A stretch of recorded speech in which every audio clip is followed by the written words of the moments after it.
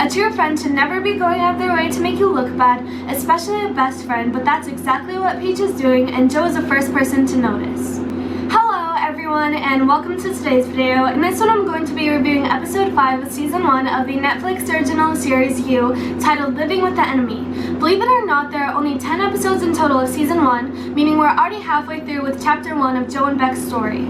Looking back on episode 4, they weren't exactly on the best of terms as they slept together for the first time, and Beck wasn't exactly left satisfied with Joe's performance.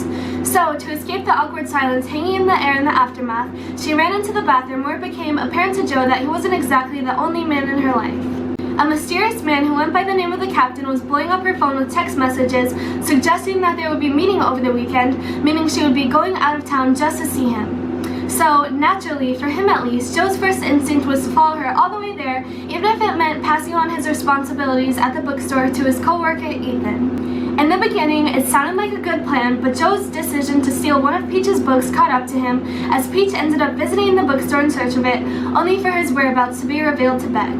The look of suspicion on her face upon initially making eye contact with him was easy for anyone to detect, and rightfully so given the circumstances, but faded away in an instant when he came up with the clever yet creepy excuse that he was there to redeem himself for disappointing her the last time they saw each other. With her mind put at ease by his charm, she felt comfortable enough to share with him her biggest secret, one that not even her closest friends were in on, that the man he thought she was seducing in exchange for money was actually her father, who she lied to everyone about dying of a drug overdose. In reality, he did overdose but was revived shortly after, only to leave her and her family behind in exchange for another one, convincing her that, in a way, he actually did die the day she found him lying on the floor with a needle in his arm at only 12 years old. Trying to be as helpful as he possibly could be to her, Joe suggested that she write about her feelings toward him, his new wife, and their children, but feeling more anger than appreciation, she ordered him to leave him alone.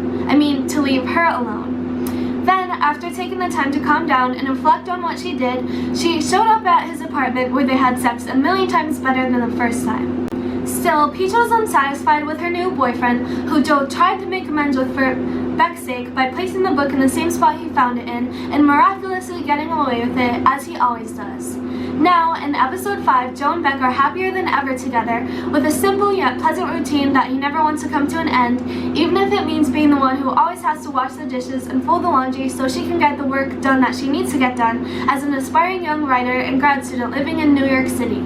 He's also the one who has to tolerate her best friends, Peach, Lynn, and Annika, coming over whenever they please when, if he had it his way, every day would begin and end with only the two of them. Still, he at least tries to form a closer bond with Annika, who seems to favor him more than the other two, by getting revenge on Peach for the hurtful comments she constantly makes about her body the only way he knows how to without getting in trouble.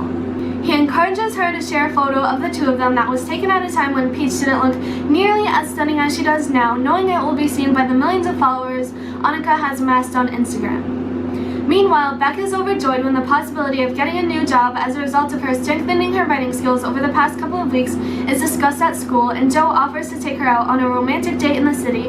only for the plug to be pulled when Peach exposes a video from Annika's past. Naturally, this causes the internet to turn against her, upsetting her to the point where she needs to lean on a friend for emotional support and convincing Joe that he needs to try his hardest to get Beck to see how terrible of a friend Peach really is. Determined to get a deeper look at the inside of her mind, Joe then develops a new daily routine that consists of following her on her morning runs through the city and at work, teaching him that her most prized possession is her laptop, the next item he plans on stealing from her.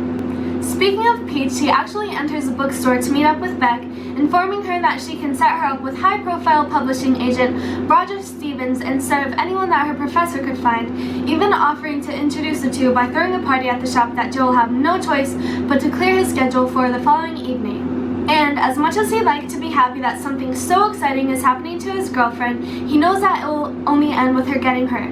After all, Roger is a high-profile publishing agent, and Beck is a poor grad student struggling to afford her expensive lifestyle in the city. It's important to note that Beck isn't Joe's only concern though. He also has Paco to worry about, who he can tell is getting more and more fed up with Ron's abuse towards him and his mother with every passing day, so he warns him of the pros and cons of what will happen if the law gets involved and urges him to wait it out for the time being, or, in other words, learn how to live with the enemy.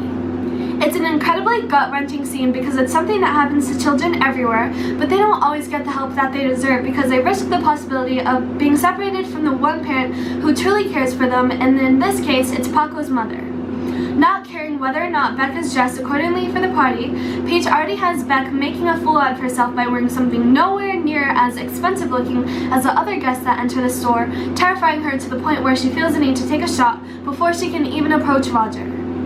But when she finally does, the tension between her best friend and her boyfriend only rises, preventing him from feeling any remorse over stealing her laptop when he finally gets his hands on it. In spite of himself, Joe can be quite a good judge of character, especially when it comes to the people he cares about, even if there are only very few of them. A true friend should never be going out of their way to make you look bad, especially a best friend, but that's exactly what Peach is doing, and Joe is the first person to notice. In the hopes of figuring out the password of Peach's laptop, Joe sets up a meeting with Annika that Beck pulls the plug on by calling him in the middle of it to inform him that she and Peach are currently in his apartment, searching for her favorite electronic device to no avail. Luckily for Joe, he is able to avert any suspicion of him to the possibility of a stalker by asking Peach a couple of questions. Still, Peach is unimpressed with him, and Beck isn't exactly overjoyed that the two most important people in her life aren't getting along. He tries to make her see that the only reason why this is the case is because Peach is untrustworthy, but Beck doesn't buy it, and instead it backfires on him, resulting in a fight.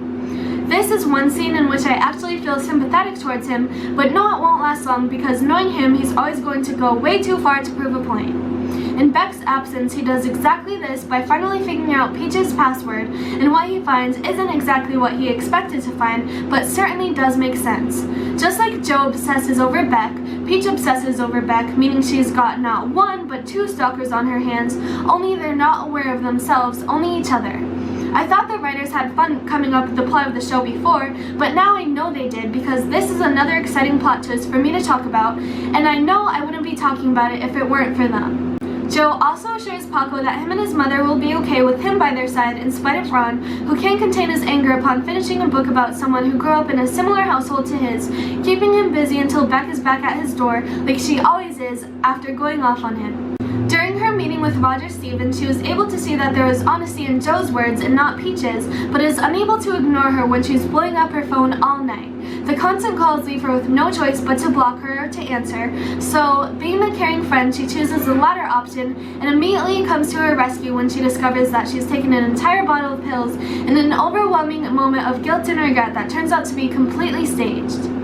Now, Peach has Beck's undivided attention, and Joe has to accept it because they have a history stretching further than theirs. In this moment, I'd love to have a friend like Beck, but not a friend like Peach or a boyfriend like Joe, because she's the most genuine person of all who doesn't make you question every decision you've ever made in your entire life.